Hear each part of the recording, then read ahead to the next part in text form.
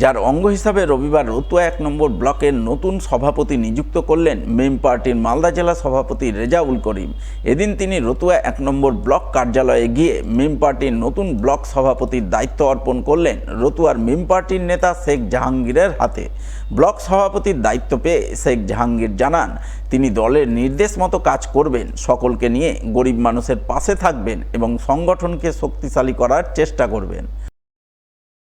আজকে আমাদের পার্টি থেকে এআইএম আমাকে দল আজকে দায়িত্ব দিল রতুয়া বিধানসভা 48 নম্বর 1 নম্বর ব্লক সভাপতি।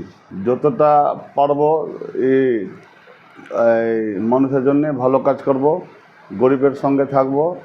আমাদের যতটা দল আছে সব মিলে রাত একটাও যদি গরিব মানুষকে যদি পারেশানি হয় ওর সঙ্গে থাকবো।